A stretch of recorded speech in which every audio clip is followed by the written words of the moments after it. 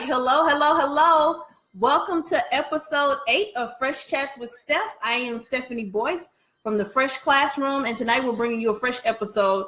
Our topic is poetry and the power of poetry to transform students' lives. So I have a very, very special guest today. I'm going to let her introduce herself. I am Delmetria, Miss D in the classroom milliner, and I teach IB English years 1 and 2 and TOK. Awesome. And you're going to turn the volume down on that. So all right. Well, thank you to those that have joined. If you hop in after we get started, just go ahead and drop your question, share so other people can join the conversation. But we have an awesome conversation tonight around the power of poetry. So if you don't know already, this month is National Poetry Month. And as a former English teacher and a current English teacher, we're here to talk about the power of poetry, because sometimes I believe that the power of poetry kind of gets lost or watered down when we get into like teaching the mechanics of poetry and the technical things that kids don't really care about. So we're going to talk about really how to tap into that, the awesomeness that is poetry, get kids involved with it, and really talk about how it can transform their lives. So let's just hop right in. Let's start off. I want to ask Dee to kind of talk about for a minute, like, what is poetry to you? If you don't know Dee, she didn't say everything about her, run down all her credentials, but she is a writer. She's written for several publications and all these important magazines. And so she is a writer, the writer. And so I want you to start out just by talking about, like, what is poetry to you? Just kind of like give us an overview. Poetry to me is just expressive freedom. And I know that sounds cliche-ish, but in a nutshell, that's all it is. It's just, and especially in the classroom, it's really easy for students to, don't let me distract you. Go ahead. Okay. It's much easier for them to open up during the poetry unit. So it's everything. Poetry is just, it's everything. I agree with you. The first time I was ever published, it was in high school for a poem I wrote after I got my heart, like, what? We keep looking at each other off. I got my heart ripped out when I was in high school. That was my first poem, and I wrote about how it was like a river of deceit. I wish I could find it. It's in the store somewhere, but I keep it in this big book. You want to go now? I won't. Okay. Because we have a couple people tuned in. Okay. But if I had time, I would have brought it out so you can see my first poem I ever had published. But that's exactly what it was. It was freedom. And poetry was an opportunity to just like think really about how I felt about something and then sit with that feeling. Because a lot of times people try to like delete their feelings or numb it or take drugs or do whatever. But poetry gave me. They try to do that in poetry too. They try to delete their feelings, and you can tell because what they'll do, the flow will be just going. It'll go, and then it'll be real dynamic, and then it'll get dry. And at that point, you know that they tried to hide something. Tried to cut it off. Yeah. I mean, I've had some exceptional experiences with poetry. If you didn't check out our last blog, head to the Fresh Classroom under blogs. We have a blog up about poetry as well. So let's talk about the next thing. Do you think that it's a lost art? Like, why should we keep poetry units in schools? Some people feel like we're kind of in an age where we're turning a corner. We're trying to get kids ready for jobs, and there's technology, and there's all these other things. Like, why should there even be a focus on poetry in school anyway? Kendrick Lamar just proved that there's a need. Cheers to Kendrick. Cheers. Clink, clink, clink, clink, clink, clink. Cheers he just to you, proved Kendrick. that there is a need for, he got the Pulitzer Prize for literature. Yes. And I mean, and he's a poet. Yeah. With music to it. Definitely. And so all good music is poetry. All of it is. And it speaks volumes because, you know, now I think that was a way for the commons and the most deafs of a long time ago. They have reemerged as in Kendrick Lamar. Yeah. And he got a Pulitzer Prize for it. And he's so, Common is so dope. Like, he told if Chris wouldn't have came along, Common was on the list. I think like, he's close to mine. It doesn't matter, but anyway. But poetry, yes. Kendrick Lamar, like, wow. Yes. Kendrick Lamar definitely did that. And I think it's just a shining example of how important expression is, you know, even through their activism. I mean, even just having an opportunity in a space to express those ideas in a healthy way that's safe, that we don't all have to just take to the street every time something happens. Like, there's different avenues for communicating, you know, our experiences. But that was take definitely to the streets dope. through your creativity. Yeah. you can take to the streets through writing, through rhyming, and he did that. He did that. It was pretty dope. That's a need. Yes, that's pretty awesome. Who's your favorite poet, and tell me why? My favorite poet is just so. It's Dr. Seuss. Okay. And the reason why it's Dr. Seuss, and I know that's simplistic, but that's who introduced me to poetry. I will never, every time I think about poetry, I think about when I was in the Dr. Seuss book club. Okay. I got my little plastic Dr. Seuss arms. Yes. And then I got my first little, I had that. It was like a little bookshelf Yeah, thing. but it was him and with it the was little his ends. arms. Yeah. I had that. I had You're that right. too. You're right. So Dr. Seuss, really, I know that's like so simplistic, but that's who my favorite poet is. Because some of the books that kind of changed everything for me was like Wacky Wednesday. And what's the one that me and you both always cry at the end of the year? The places. All the places you'll go. So I read that to my kids at the end of every school year. And with my seniors, I used to cry because they didn't understand the deeper meaning. Right. But you could go here, you could go there. Yeah. You may end up successful. Are you gonna cry now? You may not. Are you gonna cry now? I'm not, but I used to cry, and they'd be like, especially my freshmen, they'd be like, "We gonna see you next year, Miss Boyce. Why you crying? Because you don't understand." Like, yeah. But Dr. Seuss definitely he was the man with poetry. Yeah. Okay. I wasn't ready for that. I thought you were gonna kind of go deep with me. Well, I have some deep ones. Now I have deep. my others. I do have my picks, but they were like my contemporary is Mos Def, Common, and definitely Eminem. Oh yeah, those are my contemporary. But my classics: Claude McKay, Gwendolyn Brooks, Sharon Olds, and Langston Hughes. Okay, I love them. Okay, so in the spirit of Poetry Month, I have my Hughes shirt on today. I was dissertating. I left my Langston Hughes shirt on just because we're talking about poetry tonight, and I have to and I don't wear these things that inspire me. I had on my Felicia Rashad 80s shirt last week. Oh, so you were doing yoga, dancing, something? I was writing, but her awesomeness inspires me. Okay. It's probably gonna be Beyonce next, just because she just slayed, and now I'm on beat. So yeah, she'll be next. But so one of my favorite poets is definitely hands down Nikki Giovanni. I love Nikki Giovanni, and I don't know if you remember, there was an episode of A Different World where they did Aunt Jemima, and then at the end she did the Nikki Giovanni piece, and I remember I'm too young to know anything about Nikki Giovanni then, but when I went to college and I minored in African American Studies, and we read Ego Tripping for the first time, and we got to the end, I was like, oh, that was the poem from A Different World. Like, but it connected to me so deeply. And this is my favorite part. She says, "I'm so hip, even my errors are correct. I'm so perfect, so divine, so surreal. I cannot be comprehended except by my permission." I was like, dang, now that's deep. When you think about that, like, especially as a woman, like, what? I cannot be comprehended except by my permission. Yeah. I was like, ooh, that's deep. Like, that's one of my favorites. That's why I like Gwendolyn Brooks. Okay. We Real Cool. Okay, because she's real cool. Mm-hmm. But it's profound, and all of her poetry is short. Okay, I'll read an excerpt. Okay. The pool players, 7 at the Golden Shovel. We real cool. We left school. We lurk late. We strike straight. We sing sin. We thin gin. We jazz June. We die soon. It's like you live hard, then you die. And that's it. But it's so poetic, and it's so... I love that. Yeah, I love it. There was Love Jones is one of my favorite movies. Of course, it was just chock full of poetry. Dude in that scene. No, it was just, but the whole thing was just awesome. But it was all centered around poetry, and poetry has just been so like important for me and being able to express my. I remember growing up, I didn't have the kind of mom that you just expressed yourself to. Right. I did because my mom was a librarian. No, so she read to me in the womb. You just do what I said do, and then that's it. So I had to be able to write. So I have my journal from high school, like where I just would have to go write and just get it out. And I remember seeing that in the classroom then, which is why I want to talk about the power of poetry. Because when I taught my students, I feel like I almost gave them tools that were going to empower them, because a lot of them were in situations similar, but they feel like they couldn't express this or they couldn't express that.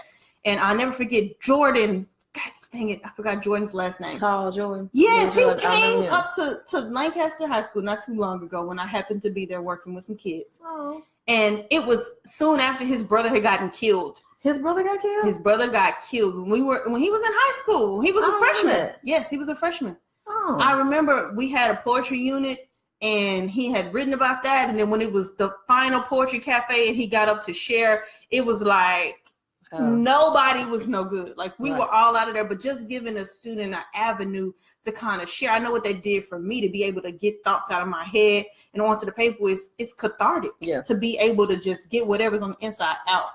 Shut up. But anyway, that's one of my favorite ones. The poetry unit for me, I have to do that last because that is the most revealing, the most emotional unit that a teacher can teach, because that's when the kids open up. That's when you find out who they are. You know, you have the girls in your class with the weave and the nails and all this, and then but when she writes, she's not that look. She's a little girl reaching out for her mama or attention from her daddy. Definitely. And I mean, that's it. I have to save it for last because it's the most emotional, revealing unit I think that any teacher can teach. It's heavy. Yeah, it's heavy. A lot of times people kind of stall the poetry unit out because of the STAR test. And it's like, okay, we're going to really, we're going to touch it a little bit, but then we're going to really like be able to dive into it. But I used to love to just do a whole writing workshop.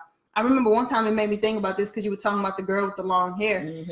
We did this activity called, we took Paul Laurence Dunbar's We Wear the Mask, and we created these masks, and the students had to write the poem, but I'm going to read a little bit of this. Okay. Paul Laurence Dunbar, We Wear the Mask. It says, we wear the mask that grins and lies. It hides our cheeks and shades our eyes.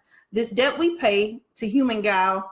With torn and bleeding hearts we smile, and mouth with myriad subtleties. Why should the world be overwise and counting all our tears and sighs? Nay, let them only see us while we wear the mask. We smile, but oh great Christ, our cries to thee from tortured souls arise. We sing, but oh the clay is vile beneath our feet and long the mile. But let the world dream otherwise. We wear the mask. And so we talked about like, okay, on the outside of the mask, because I actually had a physical mask, they had to color and they got to design it. However, for some of the guys, they wanted it to be blank. They didn't want it to be too colorful. But on the other side, then I said, okay, I want you to write down a lot of the things that you kind of, that like they may be different. So on the outside, they had these words and things that they want strong and fierce and all this stuff. And then on the other side, scared, angry sometimes. And so they really wrote about, and then we went from that to actually writing the poem, but they got to really write about what mask do you wear and what are you trying to hide? Like what's going on the inside? And that was, and then I put the mask up around the room, and some people dared to share. I didn't make them share, but some people dared to share. But that's when you talk about a different level of vulnerability for a child to say, well, not even a child at this point, they were like 11th graders, but for them to say, people think I'm mean, but really I'm trying to protect myself because, I don't want people to know blah, blah, blah. Yeah. And they hide under all those masks, the hair and the makeup and the football and the band and whatever it is they're hiding from, it comes out when they write a poem. I mean, it comes out, and they don't mind if you let them do free verse in the beginning. Then they don't mind doing a pastiche or haiku or a pantun. They don't mind learning about that because now they can discover how they can manipulate words. And when you can manipulate words, you can manipulate your thoughts, you can manipulate your emotions. You can manipulate, and at the same time, what they don't realize, which I think is the coolest part of teaching poetry, they're learning how to write, they're learning mechanics, they're learning grammar. And they don't realize it. Yeah, and it's pretty awesome. I was going to say that. You going to say? I was going to say something else, but now I forgot. But that was good what you just said. So how has poetry impacted the students you taught? So we already touched on how poetry impacts the students. So I used to do this thing where I used to do a poetry cafe. And at the end of the poetry unit, like they already knew it was coming. I hyped it up, made it a big thing. I would invite guests in, who are our principal, our assistant, like anybody who could come to give them an authentic audience. And at this point, they had written a variety of poems. They would choose which one they wanted to present.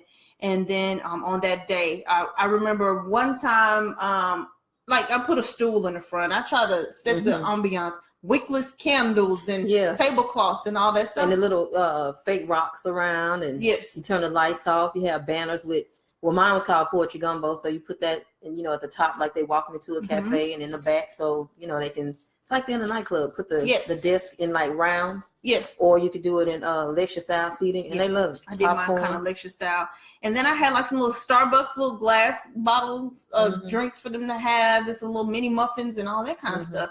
And so there's more information at thefreshclassroom.com on how to host the ultimate poetry cafe. Cool. But I really, in that moment, feel like students, like, I think poetry is created to share. Yeah. And it's good to have it just written down too, but I think the power to transform students that I saw was through the ability to share, to give it audience, and to actually get it out. For a lot of kids was like a big deal, because it kind of put them out there. Yeah, and they come dressed fresh. Yeah. Pun intended. But yeah, they come. These teachers are so lame. But they come dressed up in they either Sunday best or they, the jeans that don't sag too much, And and that's when you get the kids who have been asleep in class the entire school year.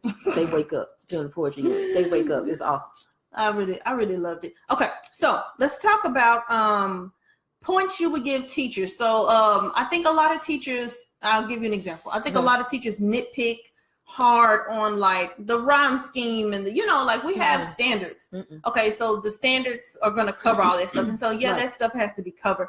But for me, like, I'm going to spend less time on that and more time in my classroom was what I would advise teachers towards the pushing students in terms of the creativity, like in terms of the authenticity of your voice. Right. Or, boy, that's so shit. Like I had a student write one time, and we were writing essays this time, but the student was writing about the day he found out his mother died. And he was like, and then they told me and then I started to cry. And then I was like, what? Right. No way. Yeah. Like, if you tell me my mom died, like, you gonna write down on that paper. That's how you feel. No, bro, you got to go deeper than that. Yeah. Well, miss, I just, and you could tell he was starting to get uncomfortable with my probing, but I'm like, no, you have to tell me how that felt like. I can't imagine, but I'll tell you what I think that would feel like. Yeah. I feel like a ton of bricks crashed down on my chest, and I couldn't catch my breath. I gasped and tried to breathe, but I could not. Like that. He was like, what's wrong with my teacher? Like, you have to give me all. I need to know how did that feel. You gotta have all that, and what teachers will soon realize, the ones who are, you can't be too rigid during poetry, because they will learn. And so what you just taught him was onomatopoeia. You taught him personification. You taught figurative language. Yeah, you taught him figurative language. And while you didn't say that, you just showed it, show instead of tell. Right. Then eventually it'll start showing up in from the poetry to the essays. But the modeling for me is very big. Because as a teacher, I had to model that. Like, I had to write. Anytime I'm having them write, whether it's a poem, whether it's whatever. Me too. Whatever it is they have to do, I have to show them that. I have to give them the raw emotion in my poem and let them see for the model that, okay, today we're going to write such and such kind of poem. We're going to write a pastiche. We're going to write this or that. And then show them mine. Here's mine. And this is what I was really feeling at that time, man. This is what was going on in my life. Yeah. But that modeling, I think, is another tip for teachers. Like, you have to model excellent writing. And that's what I said on this. That part of the unit is a reveal party. You learn so much about your students when they spit, and they learn so much about you when they hear you. And it makes you vulnerable too as a teacher, but you have to give that to your students. You have to be transparent. Yeah. Because the only way you can get them to be transparent is if you are. That makes sense. Make a lot of sense. And it works.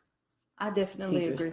So if you're hosting Poetry Gumbo, or for me, it was the Poetry Cafe, another piece of advice I give teachers is try to go all out. Like, I know a lot of times we had to spend our own money on things, but the Dollar Tree has table covers and wickless candles. But your theater teacher may have a mic and a stand that you can use, and you can take that and a little speaker that you can set up. You say, hey, I need it for these 2 days. I promise I'll lock it up, blah, blah, blah. They may let you borrow lighting. They may let you borrow some little flashing lights, like anything you can do to kind of make it a thing. I also say invite people in. Like, don't let it just be the class, but invite people in. Like parents, community people, any kind of community sponsors, the principal. Invite people to come in. They love to come and experience and see the kids doing something great. You know who I like to invite to my Poetry Gumbo? Who? It's the people who are in who frequently see certain students in ISS. Because they see that child one-dimensionally. Yeah. But once you come and hear how that child or that student is expressing him or herself, then you'll have a different perspective, and maybe the relationship between you and that kid will change, because it's like, oh, now I understand. Now I understand why she has an attitude every day, because her daddy left, or she has to work to help her mama pay bills. And not every school system is like that. And every school district is not like that, but every school district does have hurt, pain, where kids can express, and then happiness and joy too. Yes. You have to try to encourage them to reveal those type of poems too, right, so that there can be a balance. And some of them are lighthearted and fun. Yeah. Some of them are deep and moving and make everybody cry. Right. But I just came to learn so much about students through their writing, and to realize as an adult, some of these kids were experiencing things I had never experienced as a grown adult. Like, they had real life issues and stuff going on, and I would be like, "What? That happened to you?" Stuff that you know, even as an adult, you probably don't have to deal with. I just kids would have to write about. Okay, let me think. When we did the whole part on pastiche, and they had to write all the little poems. I had how it feels to be fatherless. I had students write about how it feels to be gorgeous, which was, the sarcastic one. How it feels to be a thug. How it feels, like all these different poems. You have one? Yeah, let me share one. This is the pastiche. This is one of my students, D. Smith. She should probably either be a senior, maybe a junior or senior in college now. But this is when the natural movement, as I like to call it, was like just beginning. And every girl around her, was always an issue in class every single day about her natural hair. And this girl's hair was beautiful. So she says, "But I am not tragically natural. I am not ashamed or embarrassed of the hair God has chosen for me. Unlike many girls and women of color, I refuse to feel as if I need to constantly perm or straighten my hair to feed into society's idea of beautiful hair. I refuse to let society tell me my hair is unacceptable. No, I do not weep at the world for not having the white man's blood running through my veins. That goes for any other race too. I love my hair that grows upward instead of falling flat on my back. The twists, coils, waves, and high spirals, I like that." Boom! Oh, girl. The power of poetry, right? And so even just to be able to get that out, because it's how you feel, but then to be able to share that too, I feel like there's so much power in that, because a lot of students don't have voice. Right. I think that was the one thing about me that I loved about writing, is I didn't feel like I had a lot of opportunities to express my voice. Right. And so it would manifest in different ways. With me getting in trouble in school, getting sent to alternative school, getting kicked out of class, like all these other things. And for me, I had to stop and ask the question, what's going on with this kid when they have things like that going on? Because if you're at home and you're not able to have a voice at home, you at school, there's all these authoritarian figures telling you what to do, telling you how to feel, telling you shut your mouth. And you have to think about, especially by the time you get to high school, students have opinions, they have strong thoughts that have been informed, a lot of them. Right. And so when you see these kids that walked out of school, they did those protests recently. Today. Who did a protest today? Today was a national walkout. They just did the national walkout like 3 weeks ago. And one today. And Highland Park. Y'all can't just keep walking out now. Right. How many days are you going to walk out? Yeah, it's the end of school. Don't walk out, because when you walk out like May 30th, then you don't have to go back. So just stay in school. I encourage walking out and protesting at school. When I was a teacher, I encouraged it. I encourage you now. Yeah, because we can sleep in. As an administrator, I would encourage you to. Yeah. Like, what y'all gonna do? I mean, I was surprised at the list, because it was like Highland Park, University Park, Woodrow Wilson High School. Is this still about the same issue? We still on the gun thing? Or? Well, no, now this one today, I think, was about teacher salaries and conditions and resources. And you mean the teachers walked out? No, this school, students and teachers, everybody. Oh. Empty building. Hold on, Highland Park is walking out for salary? Something. I'm looking it up today. Me too, because I Highland think Park teachers making money. Shout out to Shantae Spencer, because that's who told me that. So just in case it's false, we'll know. Okay. We gotta look it up. But anywho, and I'm blaming her because she told me. The point is that students need an opportunity to have their voices heard. Yeah, and they if do. you at home, you have parents to tell you, go do what I told you to do. Mm-hmm. But why? Because I said so. Write that down. Don't say it. Write it down, please. You never have an opportunity to be able to express it. So that's really what I love the most about poetry. And that's truly teaches the power that poetry can have. You can give a student a safe place to be able to share and get out things that are inside. And I really believe, especially in a time where we have a lot of crazy things going on in schools, people trying to shoot people and kill, just all these things that are just so crazy. Yeah, you take those issues and you make your kids write about it. Write about it. Yeah. Like you pissed at these people or those, like, what is it? Like, it's okay to feel angry, but now what do we do with that feeling? Right. Write me a poem with a solution. Yeah, and sometimes it was sometimes just free write about something. Mm-hmm. It's good for them to just be mad. I remember when I used to be mad at my mom, and I used to just free write. I keep talking about my mom. I don't know what's going on today, but the writing. We're talking about the power of poetry. I had to keep 100. That was when I was in high school. That was it, because I used to just take my pen to my little journal, and I used to go. And I used to just be like, I cuss out my journal because I couldn't cuss out my mama. Well, I wrote about my mama once, and she read it. Yeah. I left mine out so my mom could read it. It wasn't good. I didn't leave mine out. See, at the time, my grandmother was living with us, and she was a whole snitch. A whole snitch. A whole snitch. And I wrote this poem, and I think I called my mom a name, like a personification. I didn't do that. And my grandmother immediately took it to my mama. I've never written a poem like that again. Okay. Well, we're going to go to the questions now. Okay. That we see that Dee was getting child abused at home. So let's take some questions. You have a student that says, hi, Miss D. Hey. What's up? Hey, Miss Rice. Hey, Miss Rice. Hey. These are two of my favorite educators. Oh, Brianna Holloway. Why did mine leave? Oh, sorry. You have to go back to the page. All right. So, Nicole says, yes, I love to see students using their voices. Walk on out, babies. Yes. Talking about walkouts. Walkouts are, I mean, it's imperative sometimes. Sometimes you just have to leave. It is what it is. But that's what we have for the power of poetry. Teachers, if you haven't already, please take time and make sure that you bring in those poetry units in a dynamic way where students get to have an opportunity in your class to really get things off their chest in a way that's safe and healthy and almost therapeutic, in my opinion. Right. Let them rap. This is the time that you need to allow the females and the males to rap. Let them rap, because it's poetry. So let them do their thing. Let them be as expressive and as free and as open as they can. Yeah. That's dope. That's real dope. Thank y'all for joining us for episode 8. If you do anything fresh with poetry, take pictures, post it on the page. We'd love to see what you do in your classroom and encourage other educators to see your shine. And thank y'all so much for joining, and we'll see you next time. Bye.